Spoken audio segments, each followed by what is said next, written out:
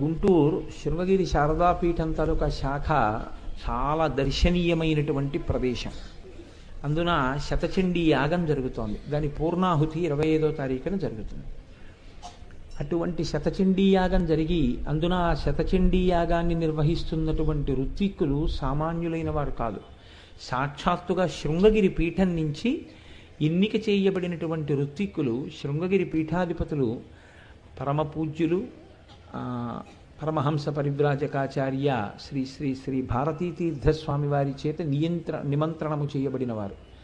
వారు వచ్చి శతచండీ చేసి ఆ రోజున పూర్ణాహుతి జరుగుతుంది. ఆ రోజు పూర్ణాహుతి అయిన తర్వాత పూర్ణాహుతి జరిగిన రోజు ప్రసాదం తిన్నా కూడా అమ్మవారి అనుగ్రహం కలుగుతుంది. ప్రసాదము అంటే అనుగ్రహం. శతచండీ యాగం చేస్తే ఎంత ఫలితమో శతచండీ యాగ ప్రసాదం తీసుకున్నా అంతే ఫలితం. శతచండీ అంటే అంత తేలిక విషయం ఏం కాదు, అంత గొప్పగా జరుగుతోంది. దానికి పూర్ణాహుతి చేయడానికి రావలసిందిగా వీడు పాపాత్ముడై భ్రష్టుడై ఎక్కడో తిరుగుతున్నాడు, వీడిని పిలిస్తే వీడి జీవితానికి సార్థకత కలుగుతుంది అని తల్లి నన్ను హరిప్రసాద్ గారి ద్వారా ఆజ్ఞాపించింది. నేను కూడా 25వ తారీఖు తెల్లవారుజామున బయలుదేరి గుంటూరు వెళ్ళి పూర్ణాహుతి చేసి సాయంకాలం ప్రసంగానికి వచ్చేస్తాను. మళ్ళీ మీరు కూడా 24వ తారీఖు సాయంకాలం దేవాలయంలో ఇక్కడే పలహారాలు ఏర్పాటు చేయబడతాయి. ప్రవచనం తర్వాత ఇక్కడే పలహారం చేసి మీరు చక్కగా బస్సు ఎక్కినట్లయితే తెల్లవారేటప్పటికీ శారదాపీఠాన్ని చేరుకుంటారు. అక్కడ వసతి, స్నానానికి అన్నింటికి మన కాకినాడ వారికి ప్రత్యేకంగా ఏర్పాట్లు చేయబడతాయి. మీరు స్నానం అవి చేసుకుని పీఠం అవి చూసి కాకినాడ నుంచి వచ్చేటటువంటి వారికి పూజ చేసుకోవడానికి కూడా ప్రత్యేక ఏర్పాట్లు చేస్తున్నారు. పూజ చేసుకుని అమ్మవారి దర్శనం చేసుకుని, చాలా దేవాలయాలు ఉన్నాయి లోపల, చక్కగా అవన్నీ దర్శనం చేసుకుని మీరు ఆ ప్రసాదం తీసుకున్న తర్వాత నేను బయలుదేరిపోతాను, మీరు బయలుదేరచ్చు. సాయంకాలానికి మనం ప్రవచనం వేళటికి మళ్ళీ తిరిగి వచ్చేస్తాం.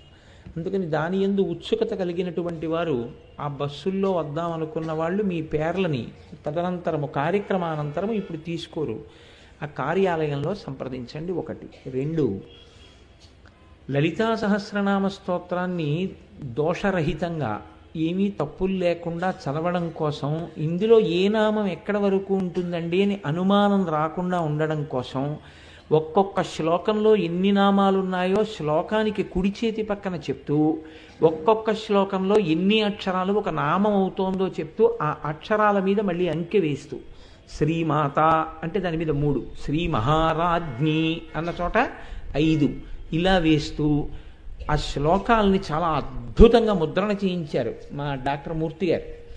అలాగే ఒకటి ఇవ్వండి వాళ్ళకి చూపించడం కోసం. ఇవాళ వాటిని ఆవిష్కరించట్లేదు, మంచి తిథి నాడు చూసి ఆవిష్కరిద్దామని. దాన్ని చాలా అందంగా రూపకల్పనం చేశారు. ఆ గ్రంథం ఎంత గొప్పగా వాళ్ళు శ్రద్ధాభక్తులతో డాక్టర్ గారు, రమణారావు గారు రూపకల్పన చేశారంటే నిజానికి దానికి ప్రాణప్రతిష్ఠయే చేశారు. చూడగానే అమ్మవారిని లామినేట్ చేసి పైన వేశారు. అందుకని ఆ శోభ మీకు ప్రకటంగా ఉంటుంది. దీన్ని మనకి అందించినటువంటి మహానుభావుడు వ్యాస భగవానుడు. అందుకని వ్యాసుల వారి దర్శనం కూడా చేసుకోవచ్చు పుస్తకం తిప్పగానే. మళ్ళీ ఇక్కడ రాజరాజేశ్వరి అమ్మవారి యొక్క మూర్తి ఉంటుంది. మీరు శ్లోకం చదువుకునేటప్పుడు ఇలా చూస్తే ప్రతి శ్లోకంలో శ్రీమాత 3, శ్రీ మహారాజ్ఞి 5, శ్రీమత్ సింహాసనేశ్వరి 8, చిదగ్నికుండ సంభూత 8, దేవకార్య సముజ్జత 8. ఇందులో ఉన్నవి 1 నుంచి 5 నామాలు. ఇది మొదటి శ్లోకం. ఇలా చూపిస్తూ ఎక్కడా ఇంకా తప్పు చదవవలసిన అవసరం లేకుండా 1కి 10 మార్లు వాళ్ళిద్దరూ జాగ్రత్తగా పరిశీలనం చేసి, మళ్ళీ ఇందులో ఏదైనా ముఖ్యమైన విషయం దీన్ని చదువుతున్నప్పుడు నేర్పుతున్నప్పుడు ఇది మనం ఇక్కడ పక్కన రాసుకుంటే గుర్తుంటుంది అనుకున్నది మీరు రాసుకోవడానికి వివరణ అని కొన్ని కాగితాలు ఉంచారు. వంకర టింకర్లు రాయకుండా గీతలు గీసి ఉంచారు. అలాగే ఇది మీకు కటాక్షింపబడిన పవిత్ర ప్రదేశమైన అయ్యప్ప స్వామి దేవస్థానాన్ని గుర్తుగా ముద్రణ వేశారు. ఆ తర్వాత ఏదో మీరు గుర్తు పెట్టుకుంటారని వాళ్ళకి బహుశా ఈయన ఎందుకు కొంత ప్రీతి ఉందిలా ఉంది వీడి బొమ్మ కూడా వేశారు. అంటే ఎప్పుడైనా ఒక పెద్ద ఇల్లు కట్టారనుకోండి, పెద్ద సౌధం కడితే ఏం చేస్తారంటే కనురాపు అని ఉంటుంది, దృష్టితీత కొరకు ఒక గుమ్మడికాయ కడతారు. అటువంటిదని మీరు అనుకుంటే నాకేమీ అభ్యంతరం లేదు. కనుక దీన్ని మీకు వచ్చే శనివారం నాడు అనగా సెకండ్ సాటర్డే నాడు అందరికీ సౌలభ్యమైనటువంటి సమయం కనుక శనివారం నాడు తెల్లవారుజాము ముహూర్తం చాలా గొప్పది, అందరికీ పనికొచ్చే ముహూర్తం, ఎవరి నక్షత్రానికి దానికి ఇబ్బంది ఉండదు. అందుకే ఈ పుస్తకాలన్నిటినీ శనివారం నాడు అమ్మవారి పాదాల దగ్గర, అయ్యప్ప స్వామి పాదాల దగ్గర, కృష్ణ భగవానుడి పాదాల దగ్గర పెట్టి ప్రత్యేకమైన పూజ చేసి ఈ పుస్తకాలని శనివారం నాడు మీకు ఉదయం వేళలో బహూకరిస్తారు. జ్ఞాపకం పెట్టుకోండి, శనివారం ఉదయం 9 గంటలకి నేను ఈ ప్రాంగణానికి వస్తాను. ఈ లోపల కూర్చోపెట్టి లలితా సహస్రనామ స్తోత్రం తప్పులు లేకుండా చదవవలసినటువంటి విధానం గురించి మీకు అందులో కొన్ని ప్రత్యేక సూచనలతో వివరణ చేస్తాను. నేను సాధ్యమైనంత వరకు ఈ విషయంలో తగినంత నైపుణ్యం సాధించిన వాళ్ళైతే తప్ప ఎదర ఒక గొప్ప కార్యక్రమానికి రూపకల్పన జరుగుతోంది. నాకు తెలిసి అసలు ఉత్తర కోస్తా జిల్లాల్లో ఎప్పుడు అటువంటి కార్యక్రమం జరగలేదు. అటువంటి కార్యక్రమం ఒకటి జరగబోతోంది. ఆ కార్యక్రమంలో ఈ పుస్తకాలు ఎవరు పుచ్చుకుని ఉన్నారో వాళ్ళకి వెంటనే అనుమతి ఇచ్చేస్తాం. ఎందుకని అంటే వాళ్ళు నేర్చుకున్నారు అని గుర్తు మాకు. అందుకని తప్ప ఎవరిని ఇబ్బంది పెట్టడం నా ఉద్దేశ్యం కాదు. కానీ ఒక్కటి గుర్తుపెట్టుకోండి, విశాల హృదయంతో శనివారం నాడు ఈ పుస్తకం పుచ్చుకోవడానికి కానీ, ఈ పుస్తకంలో శ్లోకాల్ని నేర్చుకోవడానికి కానీ పురుషులు కూడా అధికారులే. కానీ నేర్చుకునే సమయంలో మాత్రం ఎవ్వరికీ పైన ఉత్తరీయం తప్ప బనీను కానీ చొక్కా కానీ వేసుకుంటే మాత్రం ఆ రోజున వాళ్ళు నా కంఠంతో కలిపి నేను చెప్తుండగా నేర్చుకోవడానికి అనర్హులు. బొట్టు పెట్టుకుని ఉండాలి, ఒంటి మీద చొక్కా బనీన్ లేకుండా ఉత్తరీయం మాత్రమే వేసుకుని ఉండాలి. ఎందుచేతనంటే అగస్త్యుడంతటి మహర్షికి హయగ్రీవుడు ఉపదేశం చేసినటువంటి నామస్తోత్రం అది. కాబట్టి అంత గౌరవంతో అంత పవిత్రతతో మీరు పుచ్చుకుందరు. కానీ ఆ రోజున పురుషులకు కూడా ఈ పుస్తకాలు బహూకరింపబడతాయి, అలాగే ఆడవారికి కూడా బహూకరింపబడతాయి. కానీ ఆడవారు మాత్రం కొంచెం విశాల హృదయంతో అర్థం చేసుకోండి. దేవాలయాల్లోకి ప్రవేశించి భగవన్నామాన్ని చదవడానికి అలా ఒక ఉపనిషత్ సంబంధంగా ఒక మంత్ర సంబంధంగా ఉన్నది అన్న విషయానికి కావలసినటువంటి యోగ్యతతో మనం ఉన్నాము అన్న విషయంలో అనుమానం ఉంటే రావద్దు. ఇంతకన్నా స్పష్టంగా నేను చెప్పలేను, అర్థమైందని అనుకుంటున్నాను. అందుకని అటువంటి యోగ్యతా సిద్ధిని ఉన్నవారు, అలా ఉన్నవారు మాత్రమే ఆడవారు రండి. మగవారికి నియమం ఉండదు. ఉత్తరీయం వేసుకుంటే చాలు. వస్తే ఆ రోజున మీ అందరికీ పుస్తకాలు బహూకరించి లలితా సహస్రనామ స్తోత్రాన్ని ఎంత చక్కగా చదవచ్చో మీకు నేర్పుతాను. ఆ రోజు నుంచి వీలైతే ప్రతి ఆదివారం నాడు ఉదయము నైమిత్తిక తిథులలోనూ ఉదయం వేళ ఇక్కడ మనం పారాయణ చేయడం మొదలు పెడదాం. ఇలా చెయ్యడం వల్ల మీరు ఎంత గొప్ప కార్యంలో భాగస్వాములు కాగలుగుతారో మీకే అర్థమవుతుంది. అందులో ఆడవారికే కాదు, ఈ పుస్తకాలున్న మగవారికి కూడా ఆ రోజున జరగబోయే విశేష కార్యక్రమంలో ఈ పుస్తకం ఉన్నంత మాత్రం చేత వాళ్ళకి స్పెషల్ టోకెన్స్ ఇస్తారు, వాళ్ళ ఆ ప్రోగ్రాంలో పార్టిసిపేట్ చేయొచ్చు. కాబట్టి దీన్ని చాలా భద్రంగా జీవితాంతం దాచుకోండి. కాబట్టి వచ్చే శనివారం నాడు ఉదయం 9 గంటలకి ఈ భాగ్యాన్ని వినియోగించుకునే ప్రయత్నం చేయవలసిందిగా మనవి. డాక్టర్ గారు తీసుకోండి.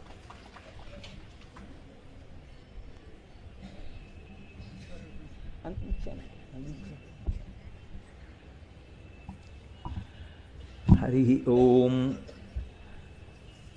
ఇవాళ మనం నవవిద్రుమబింబ శ్రీన్యక్కారి రదనచ్చద, ఇది కూడా 16 అక్షరాల నామం, మధ్యలో ఎక్కడ విరవకూడదు దాన్ని.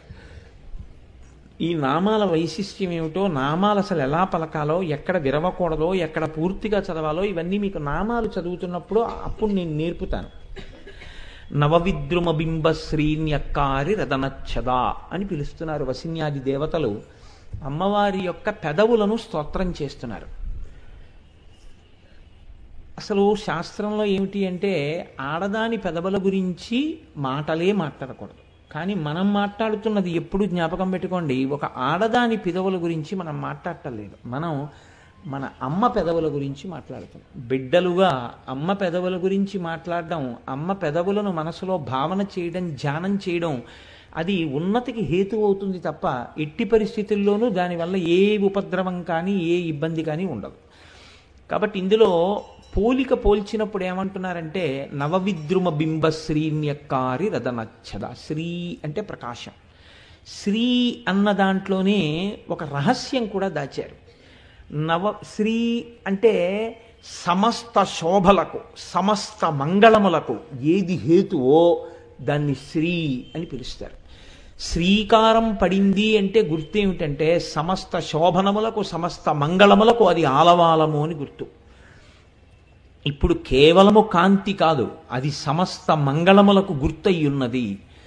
ఆ పెదవుల యొక్క కాంతి ఎలా ఉంది అంటే నవవిద్రుమ బింబ. నవవిద్రుమ బింబ. నవవిద్రుమము అంటే విద్రుమము అంటే పగడం. పగడాన్ని అది మామూలుగా మసకబారిపోయినా లేకపోతే సాన పట్టకపోయినా దానిలో ఉండేటటువంటి ఎరుపు శోభించదు. ఆ ఎరుపుతనం లోపల నుంచి పైకి వ్యక్తమై ప్రకాశవంతమై శోభాయమానమై ఉండాలి అంటే దాన్ని సానపడతారు. సానపట్టినటువంటి కొత్త పగడం ఎంత కాంతితో ఉంటుందో అంత కాంతి కలిగినది. ఏది? ఒక్క పెదవి గురించి చెప్పట్లేదు. ఒక్క పెదవి అని ఎందుకంటున్నానంటే ఒక్క కింది పెదవి గురించి మాట్లాడితే అధరము అంటారు. రెండు పెదవుల గురించి మాట్లాడుతున్నారు అని మీకు ఎలా అర్థమవుతోంది? అందుకే దానికి ఒక సూచన వేశారు, జ్ఞాపకం పెట్టుకో అని. అలాగే బింబ అంటే దొండపండు. ఇప్పుడు ఈ రెండిటితోటి పోలిక పెట్టారు. అమ్మవారి పెదవులు నవవిద్రుమ పగడము చేత, బింబ దొండపండు చేత శ్రీ కాంతిని నవవిద్రుమ బింబ శ్రీన్యక్కారి అంటే తొలగతోయగలిగిన, ఓడించగలిగిన రదనచ్చద. రదనచ్చద అంటే సంస్కృతంలో తెర అని అర్థం. లోపలి వస్తువు కనపడకుండా పైన పట్టినటువంటి తెరకి రదనచ్చద అంటారు. ఇప్పుడు అమ్మవారి యొక్క పెదవులు, ఆ పెదవులు రెండూ కలిసి రదనచ్చద తెర అయినవి. ఎందుచేత అంటే తెరయ విడిందనుకోండి లోపల ఉన్నటువంటివి కనపడతాయి. తెర వేసేసారనుకోండి లోపల ఉన్నవి కనపడవు కదండి. అంతే తెర అంటే. మీరు ఈ మాట ఎందుకు అన్నారు అన్నది చాలా జాగ్రత్తగా పట్టుకోవాల్సి ఉంటుంది. అది అంత తేలికగా దొరికిపోయే విషయం ఏం కాదు. అమ్మవారి నామములు ఏదైనా స్ఫురణలో జాగ్రత్తగా నిలబడితే ఉత్తర క్షణంలో సద్య ఫలితాన్ని ఇస్తాయి. అసలు అమ్మవారే పెద్ద తెర.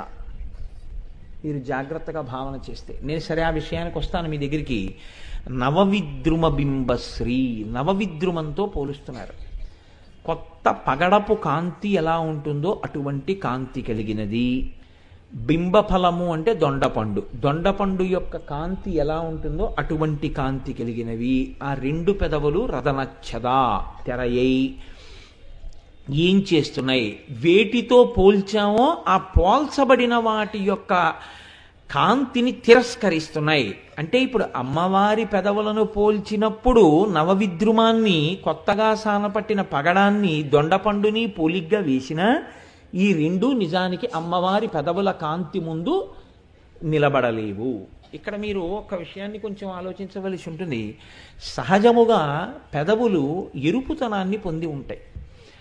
ఈ శరీరంలో మిగిలిన అవయవములు ఎలా ఉండనివ్వండి, నల్లటి వాళ్ళకి కూడా పెదవులు మాత్రం ఎర్రగానే ఉంటాయి. శరీరం నల్లగా ఉందని పెదవులు నల్లగా ఉండడం ఉండదు. పెదవులు నల్లగా ఉన్నాయనుకోండి ఖచ్చితంగా ఆయన ఏదో దురలవాటుకి అలవాటు పడినాడు అని గుర్తు.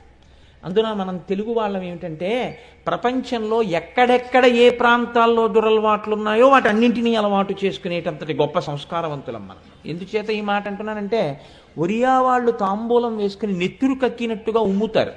అది మనకే అలవాటు. ముందు మోటార్ సైకిల్ మీద వెళ్ళిపోతూ వెనక మోటార్ సైకిల్ మీద వస్తున్న వాడి మీద పడుతుందేమో అని కూడా అక్కర్లేదు. రోడ్డు మీద నెత్తురు కక్కినట్టుగా ఉమ్ముకుంటూ వెళ్ళిపోవడమే. ఎందుకు ఈ దురలవాటు మనకు అనేటటువంటి ఇది ఉండదు. ఎవడో ఎక్కడో ఒక పెట్టులో పెట్టుకుని తమలపాకులు పచ్చి వక్కలు తినే అలవాటు కొంతమందికి ఉంది. మనం పెట్లు పెట్టుకుని పచ్చి తమలపాకులు. ఒకడికి నస్యం అంటే పొగాకు గుండని ముక్కుపుడిగా పీలుస్తారు. అది తెలుగు వాళ్ళకి అలవాటు. ఆఖరికి వాళ్ళ తెలుగుతనం ఆంధ్ర రాష్ట్రం ఎందుకు పనికొస్తోందంటే ప్రపంచంలో ఉన్న దురలవాట్లన్నీ ఒక్కచోటే చూడాలి అనుకుంటే ఆంధ్రప్రదేశ్లో చూడవచ్చు. కానీ ప్రపంచంలో ఎక్కడ ఏ మూల మంచి ఉన్నా అది మాత్రం మనం అనుకరించాం. తమిళనాట ఎవ్వరైనా బొట్టు పెట్టుకుంటారు, విభూతి పెట్టుకుంటారు, అది మాత్రం మనకు అక్కర్లేదు. మనం మాత్రం బొట్టు పెట్టుకోక్కర్లేదు, మనం విభూతి పెట్టుకోక్కర్లేదు. ఎవడికి వాడు ప్రాజ్ఞుడు. ఈ స్థితిని మనం పొంది ఉంటాం. మనకి మంచి లక్షణాలు అలవాట్లో లేవు, దుర్లక్షణాలు ఎక్కడ ఏ ఉన్నాయో వాటన్నింటినీ తెచ్చిపెట్టుకోవడం మనకు అలవాటైపోయింది. సరే, అది ఒక సామాన్యుని సణుగుడు, దాన్ని పక్కన పెట్టేసేయండి. కాకపోతే నేను దేని గురించి ప్రస్తావన చెయ్యవలసి వచ్చింది అంటే, ఈ విషయాన్ని పెదవులు నల్లబడ్డాయి అంటే అది ఒకటి శోభనహేతువు కాదు, రెండు ఎవ్వరి పెదవులు నల్లపడవు. పెదవులు నల్లపడిపోయాయి అంటే అర్థం ఏంటంటే పెదవులు ఆరిపోయాయి అంటారు. పెదవులు ఆరిపోవడం, పెదవులు పగిలిపోవడం, పెదవులు పుళ్ళు పడిపోవడం, ఇలాంటివన్నీ అనారోగ్య సూచనలు తప్ప ఏ వయస్సులోనైనా ఎర్రగా ఉంటాయి, ప్రత్యేకించి యవ్వనంలో మరీ ఎర్రగా ఉంటాయి. కనుక ఆ ఎర్రగా ఉండేటటువంటి పెదవులు పూర్వకాలంలో కూడా ఒక లక్షణం ఉండేదిట.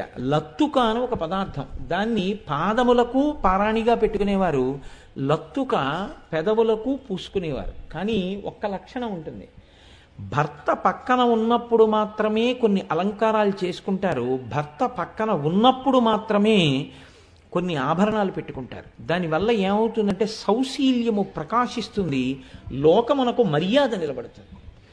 కానీ ఇవాళ ఏమైపోయిందంటే భర్త పక్కన ఉన్నప్పుడు మామూలుగా ఉంటారు, వీధిలోకి వచ్చినప్పుడు లిప్స్టిక్ అన్న పేరుతో వేసుకుంటారు. ఎందుకు వేసుకున్నట్టు నేను చెప్పక్కర్లేదు. నీ సౌందర్యము చాలామందిని ఆకర్షించాలని కోరిక, దేనికి వేసుకుంటున్నట్టు అది? లిప్స్టిక్ వేసుకుని వీధిలో తిరగడం అన్నది నాకు తెలుసున్నంత వరకు ఈ జాతి సంస్కారంలో లేదు. ఎందుకు వేసుకుంటారంటే భర్త యొక్క అనురాగమును పొందడానికి, భర్త సంతోషించడం కోసం.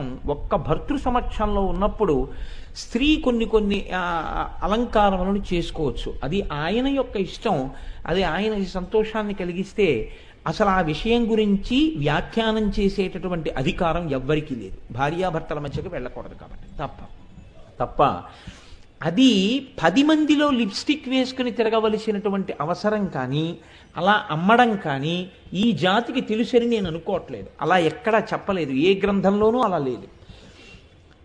అలా వేసుకు తిరిగితే ఇంకొక రకంగా ఆలోచించవలసి వస్తుంది. దీన్ని భాగవతంలో నిరసించాడు కృష్ణ భగవానుడు. సరే, ఇప్పుడు నేను ఆ కోణం నాకెందుకు, నేను మాతృస్వరూపం గురించి మాట్లాడుతున్నాను కాబట్టి ఆ నిరసన గురించి నేను మాట్లాడను. కనుక చూడండి, నవవిద్రుమ బింబ శ్రీన్యక్కారిరదనచ్చదా, అమ్మవారి పెదవులు చాలా ఎర్రతనంతో, ఆ ఎరుపులోంచి ఒక కాంతి ఉంది. నేను మీతో విజ్ఞాపన చేసి ఉన్నాను, అమ్మవారి ఎరుపు కేవలం పేలవమైన ఎరుపు కాదు. ఎందుచేత అంటే కొన్ని ఎరుపులు ఉంటాయి, ఆ ఎరుపు చూడగానే జుగుప్స కల్పిస్తుంది, అబ్బా అనిపిస్తుంది, కానీ మీకు శోభస్కరంగా ఉండదు.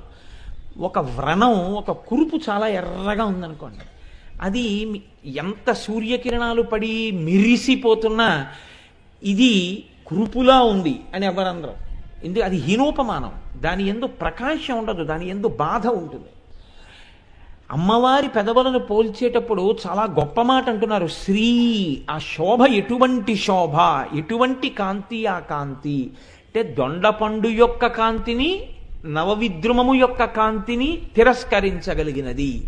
ఇక్కడ మీరు ఒక్క విషయాన్ని ఆలోచించండి, అమ్మవారు నిత్య యవ్వన కాబట్టి ఆవిడ పెదవులు ఎప్పుడూ అలా ఎర్రగా ఉండడంలో పెద్ద ఆశ్చర్యం ఏం లేదు. రదనచ్చదా, ఆ పెదవులు మూసుకుని ఉన్నాయి అంటే ఇప్పుడు పెదవులు విప్పితే ఏమవుతుందన్న విషయం మీకు చెప్పట్లేదని గుర్తు కదండి. పెదవులు ఇలా విచ్చుకునున్న 2 పెదవులు కనపడతాయి, కానీ అలా విచ్చుకుని ఉంటే 2 పెదవులే కనపడతాయంటే తప్పు, ఇంకా కనపడతాయి కొన్ని. కాబట్టి వాళ్ళు ఏది మాట్లాడుతున్నారు అంటే మీరు చాలా జాగ్రత్తగా దాన్ని ధ్యానం చేస్తే ఆ నామాన్ని అని కూర్చున్న అమ్మవారి గురించి మాట్లాడుతున్నారు. ఆ నోరు విప్పలేదు, ఆవిడ విప్పకుండా కూర్చుంది. అలా విప్పకుండా కూర్చున్నటువంటి అమ్మవారు ఎవరున్నారో ఆ తల్లి యొక్క పెదవులు రదనచ్చదా, తెరవలే ఉన్నవి. ఇప్పుడు ఈ తెర ఉంటే ఏమైంది, వెనక ఏముందో మీకు తెలియదు. తెర అన్నది దేనికి ఉపయోగపడుతుందంటే వెనక ఉన్నటువంటి వస్తువుని తెలియచేయకుండా ఉంచేదాన్ని తెర అంటారు. అసలు అద్వైత సంప్రదాయంలో అమ్మవారే ఒక పెద్ద తెర. అంటే శ్రీ విద్యా సంప్రదాయమునందు ఆవిడ మహారాజ్ఞి, పరిపాలకురాలు, ఆవిడ మోక్షాన్ని ఇవ్వగలదు. అద్వైత సంప్రదాయమునందు అమ్మవారిని మాయాశక్తిగా చెప్తారు. దానివల్ల వచ్చేటటువంటి దోషము లేదు, దానివల్ల అమ్మవారిని తక్కువ చేసినట్టు కాదు. ఆ మాయ పరబ్రహ్మము యొక్క శక్తి. ఈ మాయ అన్నది అమ్మవారు ఏం చేస్తుంది అంటే చాలా గమ్మత్తుగా ఉంటుంది. అమ్మవారు వేసేటటువంటి మాయా అనబడేటటువంటి అవనిక తెర వల్ల మీకు ఒక నష్టం కలుగుతూ ఉంటుంది. ఏమిటా నష్టం అంటే శివదర్శనం కలగదు, అంటే ఆత్మదర్శనం అవ్వదు, ఈశ్వర దర్శనం అవ్వదు. ఎప్పుడూ బహిర్ముఖంగా తిరుగుతూ ఉంటాడు, ఎప్పుడు ఇంద్రియముల చేత సుఖములను అనుభవిస్తూ ఉంటాడు. అందుకే అమ్మవారి యొక్క మూర్తి చాలా గమ్మత్తయింది. ఎందుకో తెలుసా అండి? సింధూరారుణ విగ్రహం త్రినయనాం మాణిక్య మౌళి స్ఫురత్ తారానాయక శేఖరాం స్మితముఖీం ఆపీనవక్షోరుహాం. ఇవి ఆవిడ మహారాజ్ఞీ తత్వాన్ని, ఆవిడ యొక్క అమ్మతనాన్ని చెప్తాయి. ఇది తారానాయక శేఖరాం స్మితముఖీం ఆపీనవక్షోరుహాం వరకు. కానీ పాణిభ్యాం అలిపూర్ణరత్నచషకం ఇక్కడొచ్చింది. అమ్మవారు చేతిలో ఒక బంగారు పాత్ర పట్టుకుంది. ఇప్పుడు ఈ బంగారు పాత్రలో ఏముంది? అందులో తేనె ఉంది అనుకోండి, సమయాచారాన్ని బట్టి తేనె ఉంది. ఆ తేనె కోసం గండు తుమ్మెదలు మూగుతున్నాయి. ఆవిడ ఒక చేతిలో తామర పువ్వు పట్టుకుంది. రత్న ఘటస్థ రక్త చరణాం. ఆ తల్లి ఒక కుండ వంటి ఆకారము కలిగినటువంటి రత్నములతో చేయబడిన పాదపీఠం మీద తన పాదాలు పెట్టింది. ఇప్పుడు ఇలా తామర పువ్వుని, ఇలా తేనె పాత్రని పట్టుకుంది. దాని మీద తుమ్మెదలు ముసురుతున్నాయి. ఆవిడ ఏం చేస్తుందంటే, ఈ చేతిలో తామర పువ్వు ఎందుకో తెలుసా అండి? ఈ తామర పువ్వు మీ యొక్క హృదయం, మీ హృదయం భగవంతుడి పట్ల భక్తి అన్న తేనెతో నిండితే అక్కడికి వస్తుంది తుమ్మెద. ఇక్కడ ముసిరే తుమ్మెదలు వేరు, పరమేశ్వరుడు అనబడేటటువంటి తుమ్మెద అప్పుడు ఆ పువ్వు దగ్గరికి వస్తుంది. అందుకే ఈశ్వరుడికి ఒక పేరు రసగ్రాహి. రసగ్రాహి అంటే తేనె తాగుతాడు. ఏ తేనె? ఇక్కడ ఉన్న భక్తి తేనె. ఇప్పుడు ఈ హృదయం ఏమవ్వాలి? హృత్పుండరీకం. అది ఒక పద్మం అవ్వాలి. ఆ పద్మములో ఏముండాలి? స్వచ్ఛత ఉండాలి. ఏమిటా స్వచ్ఛత అంటే అనుష్ఠానమునందు భగవంతుని యందు భక్తి స్పష్టంగా తెలుస్తూ ఉండాలి. ఈ భక్తితో ఉండడం పువ్వు యొక్క స్వచ్ఛత. దీనికి సుగంధం ఉండాలి.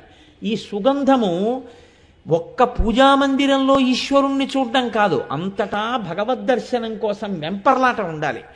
ఈ రెండు ఎక్కడుంటాయో అక్కడికి ఆయనే వస్తాడు, సారగ్రాహి. వచ్చి ఏం చేస్తాడు? ఆయన ఈ తేనె తాగుతాడు. అందుకే శంకరులు అంటారు, భృంగీచ్ఛా నటనోత్కట కరిమదగ్రాహీ స్ఫురన్మాధవా హ్లాదో నాదయుతో మహాసితవపు పంచేషు నాచాధృత సత్పక్ష సుమనోవనేషు నపునః సాక్షాన్ మదీయే మనోరాజీవే భ్రమరాధిపో విహరతాం శ్రీశైలవాసీ విభు అంటారు.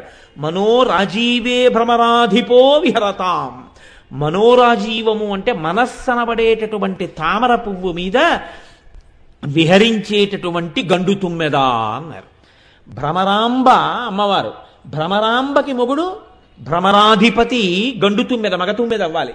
ఇప్పుడు సారగ్రాహి అయినటువంటి పరమేశ్వరుడు భక్తుడి యొక్క హృదయము మీద తిరుగుతూ ఆ భక్తి అనేటటువంటి తేనె తాగడానికి సిద్ధమై ఉంటాడు. ఎవరు అమ్మవారి పాదముల మీద వాలుతారో, ఎవరు అమ్మవారికి నమస్కారం చేసి భక్తిని కోరుకుంటారో అటువంటి వారు ఈ తామర పువ్వు దగ్గరికి వెళ్ళేటట్టు చేస్తుంది. ఈ తామర పువ్వుతో మీ మనస్సుని ఈశ్వరుడు వాలవలసినటువంటి పద్మంగా మారుస్తుంది. ఎవడు ఇంద్రియ లంపటంతో ఉండి అమ్మవారి పాదముల వంక చూడడో వాడికి తేనె మీద ముసిరేటట్టు చేస్తుంది. అంటే ఆవిడేమనదు, ఇంద్రియ సుఖములను ఇచ్చేస్తుంది. మృత్యు అంటే ఏమిటో తెలుసా అండి? చాలా చమత్కారం. ఇంద్రియ సుఖముల యందు మగ్నుడగుట అంతే మృత్యు అంటే. ఇంద్రియములతో సుఖం అనుభవించడం తప్ప ఎప్పుడూ ఈశ్వరుడి వైపుకి తిరగడం చేత కాదనుకోండి. భగవంతుడి నామం చెప్పడంలో, భగవత్ పూజ చేయడంలో, భగవత్ కథ వినడంలో జీవితం మొత్తం మీద ఒక్కసారి ఈ కన్నులు చెమర్చలేదనుకోండి, ఆ బతుకు కాదు. ఎందుకు చెమర్చవో తెలుసా అండి? ఆర్ద్రత లేదనమాట.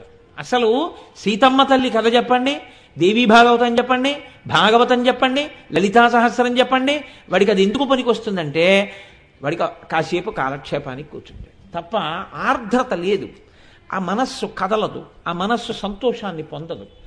ఎక్కడ మనస్సు కదిలిపోతుందో, ఎక్కడ ఆ ఈశ్వరుడు యొక్క వైభవం వినడం చేత గొప్ప ఆనందం కలిగి కన్నుల వెంట నీరు కారుతుందో, వినగా వినగా వెళ్ళి భగవంతుడి పాదముల మీద ఒక పువ్వు వేసేటప్పుడు, ఒక శ్లోకం చదివేటప్పుడు ఆనందం చేత కన్నులు చెమరుస్తాయో, ఎవడి కన్నులు చెమర్చడం నేర్చుకున్నాయో ఈశ్వరుడి యొక్క గొప్పతనానికి, భక్తుడి యొక్క గొప్పతనానికి, ఆ హృదయము రసాస్వాదనమునకు ఈశ్వరుడికి సిద్ధమైన వస్తువై ఉన్నది. మీ కన్నులు ఎప్పుడైనా అలా చెమర్చాయా? అందుకే మీ ఏడుపు మీకు అగ్ని పరీక్ష. ఎన్నింటికి ఏడుస్తాం అక్కర్లేని వాటికి. ఒక్కసారి ఎప్పుడైనా ఈశ్వరుడి విషయంలో ఆనంద భాష్పాలు కారాయా? ఎప్పుడైనా ఒక్కసారి కళ్ళు చెమర్చాయా? ఒక్కసారి ఎప్పుడైనా రామాయణం చదువుతుంటే ఆ రామచంద్రమూర్తి యొక్క ధర్మనిరతి గురించి చదివి నీ కళ్ళు తడిసిన సందర్భం ఉందా? నీ జీవితం మొత్తం మీద ఎప్పుడైనా ఈ పుస్తకంలో ఈ ఘట్టం చదివితే నా మనసు నిండిపోతుందండి అని నువ్వు ఆ పుస్తకం తీయగానే అట్టపక్కన పేజీ నంబర్ వేసి నువ్వు మళ్ళీ ఒకసారి అది చదివగానే నీ మనస్సులో ఒక్కసారి కళ్ళు మూసుకుంటే ఆ సందర్భం ద్యోతకమై అబ్బా ఏమి మహాపురుషుడు అని నీ మనసు కదిలిపోయి నీ కళ్ళు తడిసిన సందర్భం జీవితంలో ఎప్పుడైనా ఉందా? ఎప్పుడూ వస్తువుల గురించే ఏడిచావా? దీనికి ట్రైనింగ్ ఎవ్వరూ ఇవ్వలేదు నీకు ఏడవమని. పుట్టుక ఏడుపు, చావు ఏడుపు, రెండిటి మధ్య ఉంచుకున్నది ఏడుపే తప్ప నీకు ఏడుపుతో పుట్టినవాడివి ఏడవకుండా నవ్వుతూ వెళ్ళిపోగలిగినటువంటి స్థితి కోసం బోధంతా వచ్చింది. ఇది నేను కాదు, నేను ఆత్మని అని తెలుసుకుని పరమ సంతోషంగా చిరునవ్వుతో ఈ శరీరాన్ని కట్టిన బట్ట విప్పినంత తేలికగా ఈ శరీరాన్ని విడిచిపెట్టగలిగినటువంటి జ్ఞానసిద్ధి కొరకు, అంతటి భక్తి కొరకు నువ్వు ఆ బోధని విని లోపల జీర్ణం చేసుకుంటున్నావా? అలా కాకపోతే బతుకంత ఏడుపే. పుట్టినప్పుడు ఏడిచావు, వెళ్ళిపోయినప్పుడు ఏడిచావు. నిన్ను తలుచుకుని ఏడిచే రోజంటూ ఉంటే మీరు చూడండి, లోకంలో అన్నిటి కోసము ఏడిచి ఏడిచి ఏడిచి ఏడిచి బతికిన వాడి కోసం ఏడిచే వాళ్ళు 5-6 రోజులే ఉంటారు. నేను ఈ మాట ఎందుకంటున్నానో తెలుసా అండి? గరుడ పురాణాన్ని ఆధారం చేసి చెప్తున్నాను. జీవుణ్ణి తీసుకెళ్లరు, పైన నించోబెడతారు. చూడవాయా ఏమిటి అంత బాధపడిపోతున్నావు రావడానికి? మేమేం బలవంతంగా తీసుకెళ్ళడం, చూడొచ్చు నువ్వు 11 రోజులు నిన్ను అనుమతిస్తా ఉంటారు. నించుంటాడు జీవుడు, వాడు చూసుకుంటాడు వాడి దేహాన్ని. తన శరీరం కట్టెలలో కాలుతుండగా చూస్తాడు. అరే దీనికి కదురా ఇన్ని ఫెయిల్ అండ్ లవ్లీలు రాశాను, ఇంత పౌడర్ రాశాను, దీనికి కదా ఇంత అన్నం పెట్టాను, దీనికి కదా ఇన్ని పంచెలు కట్టాను, ఇది ఎంత నిర్దాక్షిణ్యంగా కాలిపోతోందిరా అని తెల్లబోతాడు. అది కాలి బూది అయిపోతుంది. కొడుకు మొదటి రోజు ఏడుస్తూ కూర్చుంటాడు. 2 రోజులు అవుతుంది, 3 రోజులు అవుతుంది. 4వ రోజున కొద్దిగా దుఃఖం ఉపశమించిన తర్వాత అయిన వాళ్ళు వచ్చి ఒకసారి బీరువా తీద్దామంటారు. బీరువా తీసిన తర్వాత దేవాలయాలకన్నిటికీ దానం చేసిన రసీదులే కనపడ్డాయనుకోండి. అందులో ఆయన సొమ్మేం పోయిందయా, ఇచ్చేశాడు, మీరు ఎలా పోతే ఆయనకి ఎందుకంటారు. చాలా నిర్దాక్షిణ్యంగా ఉంటుందండి. మీకు తెలియని విషయాలు కావు. ఎంత అదృష్టవంతుడివయా అటువంటి వాడికి కొడుకువయ్యావు అనేవాడు ఉండడు లోకంలో. మీరు ఎంత చెయ్యండి, ఎంత ఇవ్వండి, ఇంకా ఇవ్వలేదని ఏడిచేవాళ్లే ఉంటారు దేహబంధువులు. ఇటువంటి తండ్రికి నేను కొడుకుననేవాడు ఎక్కడో ఉంటాడు. 11 రూపాయలతో గోదానం చేసేవాడే కానీ నిజంగా ఆవును తెచ్చి దానం చేసేవాళ్ళే లేరు. 9 రోజులు అవుతుంది, 10 రోజులు అవుతుంది. వీడంటాడు, నేను ఎన్ని కుటుంబాలు చూశానో. కర్త ఉప్పు కారాలు బాగా తక్కువగా ఉన్నటువంటి పదార్థాన్ని తిని తల్లిదండ్రుల యొక్క యశస్సుని స్మరణ చెయ్యాలి. 4 రోజులు అయిపోగానే అంటారు, అబ్బా ఎన్నాళ్ళు ఈ దిక్కుమాల గోళ తినలేక చేస్తున్నాం, పర్వాలేదు ఏం పర్వాలేదు కాస్త సాంబార్ పెడదు అంటాడు. లేకపోతే అదేంటి 4 వడలు తగలాయి అంటాడు. ఎంత బాధ అంటే ఇంకా ఎప్పుడిప్పుడు 11వ రోజు వస్తుందా అని చూసి అవతల లీవు దొరకట్లేదు, ఈ గోళలోటి 11 రోజులు అని చెప్పేసి అక్కడికి వెళ్ళలేకపోయాను, ఇక్కడికి వెళ్ళలేకపోయానని ఏడిచి 11 రోజులు అయిపోగానే 11వ రోజు సంతర్పణ అవుతుంటే బావమరుదులు వచ్చి బట్టలు పెట్టేస్తారు. పెట్టి ఆ బావా ఎన్నాళ్ళు ఇలా ఏడుస్తూ కూర్చుంటావు, చక్కగా నువ్వు ఇంకా ఉత్తరీయాన్ని కుడి భుజం మించి ఎడం భుజం మీదకి మార్చు, ఇక యజ్ఞోపవీతాన్ని అపసవ్యం చేయడం మానేసి కొత్త యజ్ఞోపవీతం వేసేసుకుని ఇంకిక్కడి నుంచి భోగం అనుభవించంటారు. అంటే ఆయన ఏం చేస్తాడంటే మామూలుగా వండుకు తినేస్తుంటాడు, సిద్ధపడిపోతాడు. అప్పుడు వీడు చూస్తాడు పైనుంచి, వీడి కోసం నేను ఇంత కష్టపడింది, వీడు తిథి కూడా ఇక జ్ఞాపకం పెట్టుకునేటట్టు లేడు, వీడు చేసింది ఏమీ లేదు నా కోసం, వీడు 11 రోజులకి ఇంత బాధపడిపోతున్నాడు, వీడి కోసం నా జీవితం అంతా వదిలిపెట్టేశాను, అలా కాలిపోయింది. ఇప్పుడు ఇక నేను చేసేదేముంది, శరీరం లేదు, ఎటు పోవాలో అటు పోవడమే అంతే. కాబట్టి ఇప్పుడు వాళ్ళతో అంటాడు పదండి వచ్చేస్తున్నానంటే, ఇంకెందుకు నమ్ముకుని అక్కడ ఏం చేస్తాను, వాడు సినిమాకి వెళ్ళిపోతాడు, షికారుకి వెళ్ళిపోతాడు, ఇంకెందుకు అక్కడ, ఇప్పుడు పోతానంటాడు. ఇది లోకానికి ఉండేటటువంటి లక్షణం. ఏడుస్తూ పుట్టి ఏడుస్తూ పోయి నువ్వేం సాధించావు? నీ జీవితంలో ఒక్కసారి ఈశ్వరుడి గురించి ఏడిచిన రోజు ఏదైనా ఉంటే నాకు చెప్పు, నీ పాదాలకి నేను నమస్కారం చేస్తాను. ఎందుకనంటే వాడు మహాత్ముడు. భగవంతుడు గుండెల్లో కదలడం వల్ల ఈశ్వర ప్రసాదాన్ని చేతిలో పట్టుకున్నప్పుడు, ఒక క్షేత్రం జ్ఞాపకానికి వచ్చినప్పుడు, ఒక మహాపురుషుడు స్మృతిలో కదిలినప్పుడు, అబ్బా ఏమి జీవితాలు అనిపించి గుండెలు కదిలిపోయి 4 మాటలు చెప్పలేక నీ కళ్ళు తడి పొందితే అప్పుడు చెప్పు, నీ పాదాలకి నా శిరస్సు తాటించి నమస్కరిస్తాను. ఇన్నింటికో ఏడిచావు ఈశ్వరుడి గురించి ఒక్కరోజు అంతర్విచారణ చేసుకుంటే నిజమే.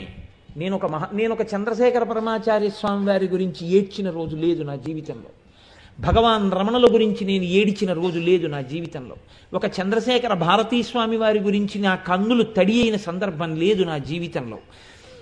నేను ఈశ్వర పూజ చేసి కోరికలు అడిగిందే కానీ ఈశ్వరుడి పట్ల కృతజ్ఞతతో నా కన్నులు నిండిపోయిన రోజు లేదు నా జీవితంలో. ఇంత ముసలివాడైపోయి మనవడు పంచె పట్టుకొస్తే పొంగిపోయి కళ్ళు తుడుచుకుంటాడండి తాతగారు. ఇన్నిచ్చిన ఈశ్వరుడికి మర్యాదతో కళ్ళు తుడుచుకున్న తాతనొకడిని నాకు చూపించండి అంటే, నేను ఈ మాట ఎందుకంటున్నానంటే నన్ను దృష్టిలో పెట్టుకుని, మీ కళ్ళు ప్రతి క్షణం చవరించే కళ్ళు, మీరు ప్రాజ్ఞులు మహాభక్తులు, మిమ్మల్ని ఉద్దేశించి కాదు నేను అంటున్నది.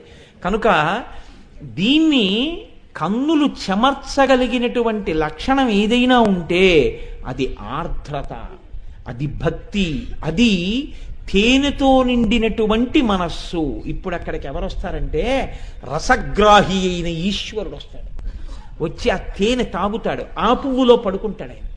ఆ హృదయం సామాన్యమైంది కాదు, అది నడిచే దేవాలయం. ఆ శరీరం అది నిరంతర పూజా మందిరం, అక్కడ ఊపిరియందు ఈశ్వరోపాసనం జరుగుతూ ఉంటుంది. కాబట్టి నేను ఈ మాట ఎందుకన్నాను మీతో అంటే, అళిపూర్ణరత్న చషకం రక్తోత్పలం బిభ్రతీం, ఇటు రక్తోత్పలం పట్టుకుంది, ఇటు అళిపూర్ణరత్న చషకం, ఇటు తేనె పాత్ర పట్టుకుంది. ఇలా ఏడిచేవాడు ఎవడైనా ఉన్నాడా చూస్తుంది. అమ్మ అంటే ఇంతే, మీ ఏడుపుని బట్టి మీకు ఇవ్వగలిగినది.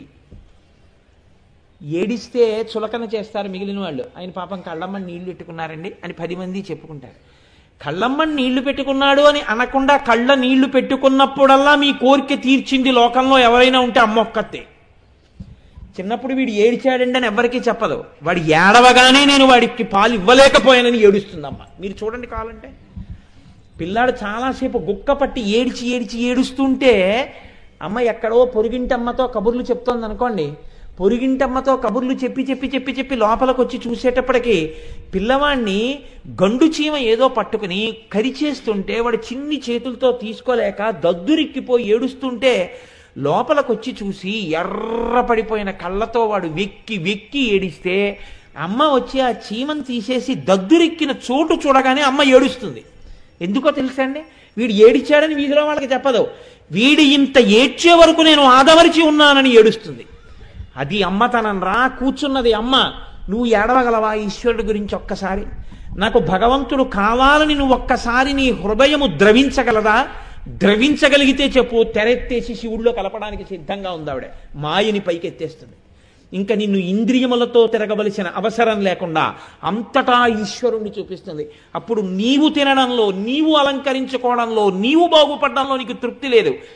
10 మంది తినడంలో 10 మంది సంతోషంగా ఉండడంలో నీకు సంతోషం ఉంటుంది, అంతే తేడా.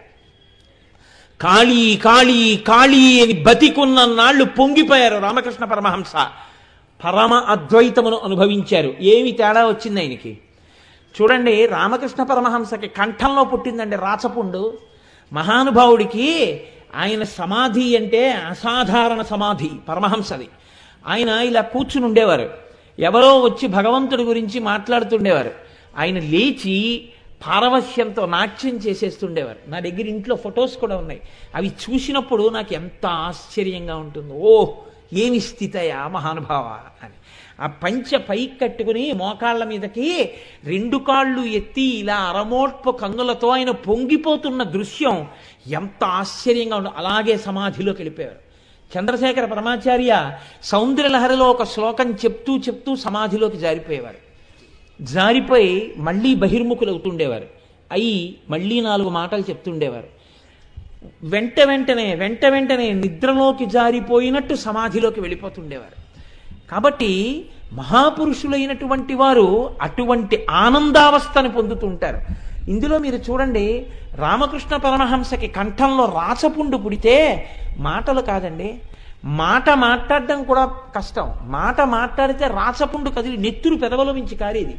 అటువంటి స్థితిలో వివేకానందుడు అన్నాడు, మీరు ఖాళీ ఖాళీ అంటే అమ్మవారు మీతో మాట్లాడుతుంది. మీరు వెళ్ళి అమ్మా ఇంత అన్నం తినలేకపోతున్నానమ్మా, ఈ రాచపుండు తీసేయి అని అడిగితే తీయదా అని అడిగారు.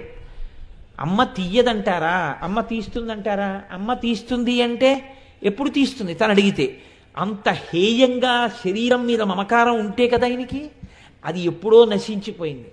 పైన ఉన్న తిత్తి గురించి ఆయనకి సంబంధం లేదు, లోపల ఉన్న ఆత్మతో ఆయన అనుసంధానమై ఉన్నారు. తిత్తి ఎలా పోతే ఆయనకి ఎందుకు? బట్ట చిరిగిపోయిందని బాధ లేదు, శరీరం కాపాడబడిందని సంతోషం. అలా శరీరం పోతోందని బాధ లేదు, ఆత్మ తెలిసిందని, ఆత్మ యందు మగ్నమయ్యానని ఆత్మగా నిలబడి ఆయన ఉన్నారు. ఆయన ఏమీ అనలేదు. అప్పుడు కూడా ఆయన గురుత్వం చూడండి, ఇది గురువు అంటే.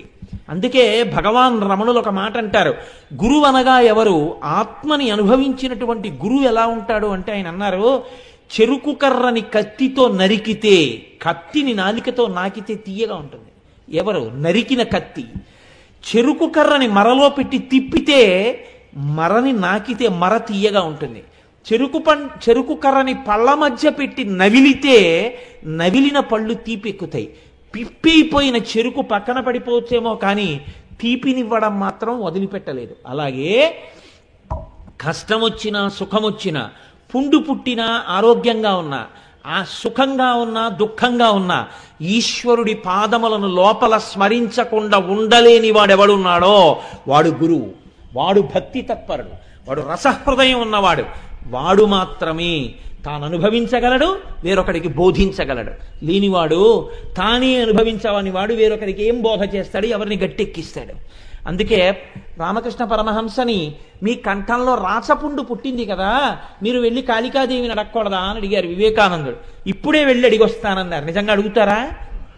లోపలికి వెళ్ళారు, అమ్మ ముందు నిలబడ్డారు. అమ్మ నవ్వింది, ఏమిలా వచ్చావని. ఏం లేదు, ఒకసారి నీ పాదదర్శనానికి వచ్చాను. ఆయనేం అడగలేదు, బయటికి వచ్చారు.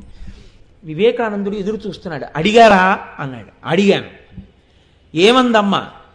ఇన్ని కంఠాలతో తింటున్నది నువ్వు కాదా అని అడిగింది అన్నారు. అప్పుడు కూడా రమణులు చెప్పింది, మహానుభావుడు ఎంత గొప్ప మాట చెప్పారండి. మరలో తిరుగుతున్న చెరుకు కర్రై తీపిని అందించింది.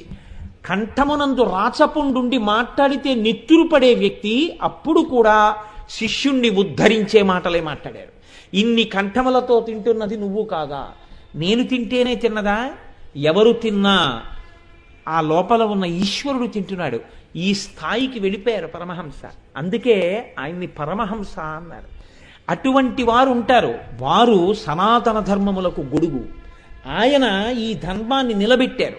అటువంటి మహాపురుషులు లేనినాడు, ధర్మము ఆచరణాత్మకం కానినాడు, అనుష్ఠాన పర్యంతంలోకి రానినాడు, ఎన్ని ప్రసంగాలు చేసినా, ఎన్ని మాటలు చెప్పినా అది శుష్క వేదాంతం అవుతుంది తప్ప తన అనుష్ఠానానికి తన ఆచరణకే పనికిరానిది ఇతరులకు చెప్పడానికి అధికారం ఏముంటుంది?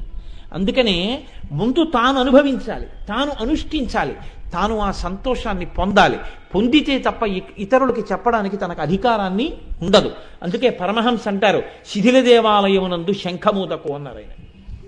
శిథిలమైపోయినటువంటి దేవాలయం, దాంట్లో పూజ లేదు, అక్కడికి వెళ్ళి శంఖం ఊదావు నువ్వు. ఊదితే ఆ శంఖనాదం విని గుళ్ళో పూజ అవుతోందని అందరూ వచ్చారు. నిన్ను చూసి గుళ్ళోకి వెళ్ళారు, అది అలాగే ఉంది బూజులు పట్టి. ధూర్తుడా, ఎంత పని చేశావురా, పూజ లేని గుడికి శంఖం ఊదావు, మేము ఏమిటి గుడికి పునఃప్రతిష్ఠ అయిందా అని వచ్చాం అని వెళ్ళిపోయారు. శంఖం ఊదినవాడు నిందింపబడ్డాడు. నీది శిథిల దేవాలయం, నువ్వే దీన్ని బాగు చేసుకోలేదు, నీలో ఉన్న శివుడికే పూజ లేదు, నీలో ఉన్న పరమాత్మకి అభిషేకం లేదు, నీకే భక్తి లేదు, నీ హృదయమే రసగ్రాహిని పిలవలేదు, నువ్వు ఎవరి కోసం శంఖం ఊత్తావు? ముందు నీ ఇల్లు చక్కదిద్దు, నువ్వు అనుష్ఠించు, నువ్వు ప్రవర్తించు, నువ్వు ధర్మాన్ని పాటించు, ఆ తర్వాత 10 మందికి చెప్పు. అప్పుడు నువ్వు సరి అయిన దేవాలయ ముఖమంటపంలో నుంచి శంఖం ఊదిన వాడివవుతావు. కాబట్టి విన్నవాడికి ఎక్కువ మర్యాద, చెప్పేవాడికి ఎక్కువ మర్యాద దేనికి ఇస్తారు? ఆయన అనుష్ఠించి ఉన్నాడని మర్యాద. మీ అందరూ ఇంతమంది కింద కూర్చున్నారు, మీ అందరూ నాకన్నా అధికులే, మీరు ఎందుకు కింద కూర్చుని నాకు ఇంత వేదిక వేశారు అంటే మీకు ఒక నమ్మకం, నేను చెప్తున్నది నేను నమ్మానని, నేను లోపల చాలా సంతోషించి పొంగిపోతూ మీకు చెప్తున్నానని మీరు నమ్ముతున్నారు. మీరు నమ్మడానికి కనీసం అనుష్ఠించడం మాట దేవుడెరుగు. నాకు ఆ నమ్మకమే లేకుండా పుస్తకం పెట్టుకుని నేను చెప్తే, లోపల నమ్మకం లేని పలుకులు నేను నా పెదవుల మించి పలికితే ఎవరిని ఉద్ధరించడానికి ఆ పలుకులు? నాకన్నా డబ్బుల కోసం నటించినటువంటి నటుడు కొన్ని కోట్ల రెట్లు యోగ్యుడవుతాడు. అటువంటి నట సార్వభౌముల కన్నా నీ పెద్ద నట సార్వభౌముని అవుతానప్పుడు, అంత పెద్ద నటరత్నల కన్నా నేను పెద్ద నటరత్ననవుతానప్పుడు, నట సామ్రాట్టుల కన్నా నేను నట సామ్రాట్టునవుతానప్పుడు, నువ్వు నటించిన నటన చేత పాడైపోతావు. ఎందుకు వచ్చింది? నువ్వు అనుష్ఠించు. నువ్వు ముందు ఇక్కడ విశ్వాసం పెట్టుకో, నువ్వు విశ్వసించి నమ్మి దృఢదీక్షతో అప్పుడు నువ్వు పలుకు. ఆ పలుకు ఇతరులను ఉద్ధరిస్తుంది అంటారు రామకృష్ణ పరమహంస. కాబట్టి చూడండి, నేను ఎందుకు ఈ మాట చెప్పవలసి వచ్చింది అంటే, ఎక్కడెక్కడ తెర ఎత్తబడినదో అక్కడక్కడ ఆర్తితో కూడిన ఏడుపు ఉన్నది. నాకు భగవంతుడు కావాలని ఏడిచేవాడొకడుంటే, అది కూడా చాలా గొప్పగా ఈశ్వరుడి కోసం, ఏ కోరిక లేకుండా, నాకు బట్టల జత కావాలని, మా అబ్బాయికి ఉద్యోగం కావాలని, మా అమ్మాయికి పెళ్ళవ్వాలని ఏడవడం కాదు, ఒక్కసారి ఈశ్వరా నా కంటికి కనపడవా అని ఏడిచేవాడుంటే వాడి కోసం శివుడు సిద్ధంగా ఉన్నాడు. అందుకే ఆ మహానుభావుడు ఒక మాట అంటారు, నిన్నే రూపముగా తలంతు మొదలో నీ రూపు మోకాలో, స్త్రీ చన్నో కుంచమో మేకపెంటికయో, నాకున్ సాకారంబుగా చూపవే చిన్నీరేజ విహారమత్త మధుపా శ్రీకాళహస్తీశ్వర అంటాడు ధూర్జటి. నువ్వు భక్తులను అనుగ్రహించడానికి రకరకాలుగా కనపడ్డావు, ఈ భక్తుణ్ణి కూడా అనుగ్రహించడానికి ఒక్కసారి సాకారంగా కనపడవయ్యా శంకర అని ఏడిచాడు. అంతే. మహానుభావులు చూడండి, కృష్ణదేవరాయల వారి ఆస్థానంలో ఉన్న వాళ్ళు అష్టదిగ్గజాలు ఎన్నో పుస్తకాలు రాశారు. ఏ పుస్తకమైనా దేవాలయాల గోడల మీద నిలబడిందా? శ్రీమదాంధ్ర కవితా పితామహ సర్వతో ముఖంక పంకజక్షపాదాంబుజాధీన మానసేందిందిర నందవర పరవంశోత్తం చటకోపతాప ప్రసాదాదిత సాధిత చతుర్విధ కవితామ తల్లి కల్లసాని చొక్కయామాచ్య పుత్ర పెద్దనార్య ప్రణీతంబైన స్వారోచిత మరుసంభవంబను మహాప్రబంధంబు అని రాసుకున్నాడు అలసాని పెద్దనగారు. ఎక్కడ నిలబడింది పెద్దనగారి గ్రంథం? నేను ప్రబంధాన్ని తక్కువ చేసి మాట్లాడటలేదు. ఏ దేవాలయపు గోడల మీద నిలబడింది? అందులో ఎన్ని చమత్కారాలైనా ఉండొచ్చు, ఎంత గొప్ప గొప్ప పద్యాలైనా ఉండొచ్చు, ఒక్క పద్యం చెప్తే అటజని కంచ భూమి సురుడంబర చుంబి శిరస్సరజ్జరీ పటల ముహుర్ముహుర్లుట దభుంగ తరంగ పృదంగ నిస్మన స్ఫుట నటనారు రూప పరిపుల్ల కలాప కలాపి జాలమున్ గటక చరత్కరేణుకర కంపిత సాలము శితశైలమున్. ఒక్క బ్రాహ్మణ బ్రహ్మచారిని వర్ణిస్తే అర్ధచంద్రుడి తేట నవఘళించులలాట పట్టి తీర్చిన గంగ మట్టితోడ చెక్కుటద్దముల యందు జిగివెల్లువలు చిందు రమణీయమణి కుండలములతోడ పసిడి వ్రాత జలంగు మిసిమిదోప జలంగు అరుణాంశకొత్తరీ ఎంబుతోడ సరిలైన రాకట్టు జలువా మొలకట్టు బెడగారు నిర్కావి పింజతోడ ధవళ ధవళములకు జన్నిదములతోడ కాశికాముద్రగిడిన బుంగరంబుతోడ శాంతరసముప్పు బ్రహ్మ తేజంబుతోడ ప్రవరుడయ్య వియచ్చర ప్రవరుడపుడు. ఎటువంటి పద్యాలైనా ఇచ్చారు పెద్దనగారు. నేను ఆయన సాహిత్యాన్ని తప్పు పట్టట్లేదు, ఆయన ప్రబంధం తక్కువని నేను చెప్పట్లేదు. కానీ గుడిగోడలకు ఎక్కింది ఏది ఎక్కింది? ధూర్జటిది ఎక్కింది. ఎందుకు ఎక్కింది? ఆర్తితో చెప్పుకున్నాడు. ఏది చెప్పుకున్నాడు? తన గొప్ప చెప్పుకోలేదు, తన తప్పు చెప్పుకున్నాడు వెళ్ళి పరమశివుడికి. రోషీరోయదు కామినీ జనుల తారుణ్యోరు సౌఖ్యంబులన్ బాసీబాయదు పుత్రమిత్రధన సంపద్భ్రాంతి వాంఛాలతల్ కోశీకోయదు నామనంబకట నీకున్ ప్రీతిగా సత్క్రియలు చేసి చెయ్యదు దీని త్రుళ్ళనచవే శ్రీకాళహస్తీశ్వర అని చెప్పుకున్నాడు. అలా చెప్పుకున్నాడు కాబట్టి నా చదువెందుకయా, ఎందుకు వచ్చిన చదువు, పనికిరాని చదువు, నా కవిత్వం కవిత్వమా, నిన్ను చేరుకోవడానికి ఇది ఉపాసన వస్తువు కాకపోతే, నా కవిత్వము నా పాండిత్యము నీ పాదముల ముందు దీపం కాలేకపోతే, నీ దర్శనానికి ఇది హేతువు కాలేకపోతే నా విద్య ఎందుకు పనికొస్తుందయా అన్నారు. బిరుదుల కోసం అని చెప్పేసి కవిత్వం చెప్పుకోలేదు ధూర్జటి. అందుకే మహానుభావుడు అంటాడు, ఏ వేదంబు పఠించలు తభుజగంబే శాస్త్రములు సూచతానే విద్యాభ్యాసమునచ్చే కరి చించే మంత్రమూహించే బోధావిర్భావ నిధానముల్ చదువులయ్యా కాదు మీ పాద సంసేవాసక్తియ కాక జంతు తతికిన్ శ్రీకాళహస్తీశ్వర అంటాడు. ఈ ఆర్తి ఎక్కడుందో అక్కడ గోడల మీదకి ఎక్కింది కాళహస్తీశ్వర మహాత్యం, కాళహస్తీశ్వర శతకం. చిరాయు అయ్యాడు మహానుభావుడు. ఒక్క మాట రాసుకున్నారు పోతన గారు. అమ్మలగన్నయమ్మ ముగురమ్మల మూలపుటమ్మ చాలా పెద్దమ్మ సురారులమ్మ కడుపారడి బుచ్చిన యమ్మ తన్ను లోనమ్మిన వెల్పుటమ్మల మనంబున ఉండెడి యమ్మ దుర్గమాయమ్మ కృపాబ్దినిచ్చుట మహత్వ కవిత్వ పటుత్వ సంపదలన్నారు. ఎంత పొంగొచ్చిందో ఆ హృదయానికి. మాయమ్మ అన్నారు. అనగానే అది ఎక్కడుంది? ఇంటి లక్ష్మీకమ్మికి తోరణం కట్టినట్టు విజయవాడ కనకదుర్గమ్మ తల్లి గుడి అందరి ప్రమాదాలు బాపేదైతే లక్ష్మీకమ్మికి తోరణమై పోతన గారి పద్యం పట్టుకుంది. పోతన గారు ఆ స్థాయిని ఎలా పొందగలిగారు? ఆర్తితో పిలిస్తే నిన్ను పరమశివుల్లో కలపడానికి, ఇక్కడే ఇప్పుడే మోక్షం ఇవ్వడానికి ఆ తల్లి సిద్ధంగా ఉంది. ఆ తల్లే పెద్ద తెర. కాబట్టి ఇప్పుడు రతనచ్చద ఆవిడ పెదవులు తెర ఏమిట్రా, ఆవిడే పెద్ద తెర. ఆవిడ అనుగ్రహం నీకు కలిగిందా, ఆవిడ కాంతి ఉపాసన నీకు లభించిందా, ఆవిడ కాని మాయా అన్న అవనికని పైకెత్తిందా, పరబ్రహ్మంతో కలిసిపోతావు. ఇక్కడే ఇప్పుడే నీవే పరబ్రహ్మమని తెలుసుకుంటావు. ఇటువంటి శక్తిని ఇయ్యగలిగినటువంటి అమ్మ ఉన్నదే, ఆ అమ్మ యొక్క పెదవులను మేము స్తోత్రం చేస్తున్నామంటున్నారు వశిన్యాది దేవతలు. అందుకని చూడండి, నవ విద్రుమ బింబ శ్రీన్యకారి రదనచ్చదా. సరే, బాహ్యంలోకి వస్తే వశిన్యాది దేవతలు ఇలా పిలిచారు, అలాగే వ్యాస భగవానుడు దాన్ని గ్రంథస్థం చేశాడు. కానీ ఇప్పుడు నిజంగా అమ్మవారి పెదవులతో పోల్చడానికి అటువంటి పోలిక సరిపోతుందా అంటే, ఆయనే ఒక మాట అన్నారు, న్యక్కారి తిరస్కరింపబడినవి. దొండపండే ఉందండి, కాకి ముక్కుకి దొండపండు అని దొండపండు కనపడితే కాకి పొడుస్తుంది. దాంట్లోంచి ఇలా ప్రేగు కారిపోయినట్టు ఆ ఎర్రటి ముద్ద కిందకి జారిపోయి, ఇంకా ఒకవేళ ఏ కాకి పొడవకపోయినా పండిపోయిన దొండపండు కొంతకాలానికి మెల్లగా విరిగిపోయి ముద్దలు ముద్దలుగా పేశలంగా అయిపోతుంది. కానీ అమ్మవారి పెదవి ఎప్పటికీ అలా కాదు కదా. అలా కాని అమ్మవారి పెదవిని మీరు దొండపండుతో ఎలా పోలుస్తారు? నవ విద్రుమము. విద్రుమము పగడం ఎంత గొప్పదైనా అవ్వచ్చు, కానీ ఆ పగడం గట్టిగా ఉంటుంది. పగడము కాంతి కొంతకాలానికి తరిగిపోతుంది, ఆ శోభ క్షీణించిపోతుంది, గీతలు పడిపోతాయి. కానీ అమ్మవారి పెదవులకు అటువంటి లక్షణం లేదే. మీరు నన్ను సహృదయంతో మన్నించగలిగితే అది ఎంత పగడమైనా ఎంత దొండపండైనా దాని పట్ల అంత మక్కువ కలిగిన వాడు ఉండడు. కానీ మన్మధుణ్ణి గెలిచినటువంటి పరమశివుడికి అధరాపానాశక్తిని కల్పించినటువంటి అధరమా అధరం, అటువంటి అధరానికి దొండపండుకి పోలికి ఎలా వేస్తారు మీరు? కాబట్టి నవవిద్రుమ బింబ శ్రీన్యకారిదనచ్చద.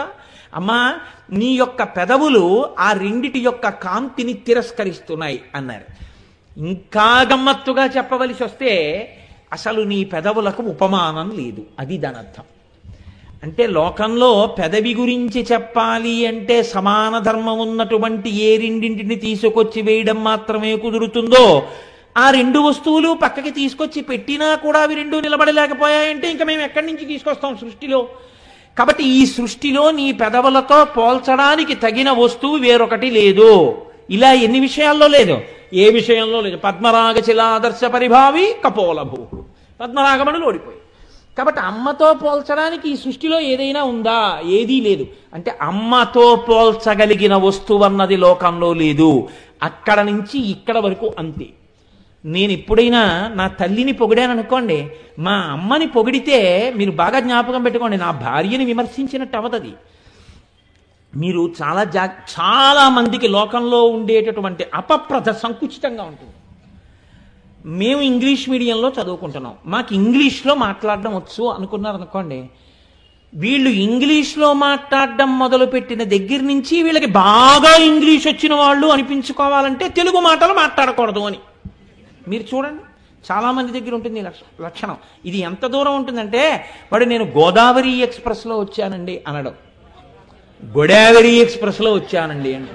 ఎందుకు గోదావరి అంటే నేను ఇంగ్లీష్లో మాట్లాడుతున్నానని వాడికి ఒక తృప్తి అనమాట. అయితే గోదావరి అంటే నువ్వు తెలుగువాడివి, గోదావరి ఎక్స్ప్రెస్ అని నీ తెలుగుదేశంలో ప్రవహిస్తోందని వాళ్ళు ఆ పేరెట్టారు. నువ్వు గోదావరి అంటామని వాళ్ళు పెట్టలేదు. హాయిగా సంతోషంగా నేను గోదావరి ఎక్స్ప్రెస్లో వచ్చానండి అని ఎందుకు అనలేవు? నీకు తెలుగులో ఆ పళ్ళన్నీ నీకు తెలుసు, కాయలన్నీ నీకు తెలుసు, పాదులన్నీ నీకు తెలుసు, ఎందుకు అనవు తెలుగులో? ఆ తెలుగు భాషతో మోక్షానికి పొందాడు పోతన గారు. తెలుగు భాషలో కీర్తనలు చేసి రామదాసు గారు రామచంద్రమూర్తిలో ఐక్యమయ్యారు. నీ ఇంతోటి బతుక్కి తెలుగు అడ్డొచ్చిందా? నువ్వు 2 తెలుగు మాటలు మాట్లాడడానికి నీకు కష్టమా? కావాలని ఏదో ఇంకా అసలు లండన్లో పుట్టి లండన్లో పెరిగి ఇక్కడికి ఏదో తెలియక మొట్టమొదటిసారి వచ్చి మొట్టమొదటి నిమిషంలోనే మనతో మాట్లాడుతున్నంత నటన. ఏదో అసలు మాకు తెలుగు రాదు కదండి. నేను ఎక్కడ ఆశ్చర్యపోతానంటే, నేను గొప్పకి చెప్పాను అనుకోకండి,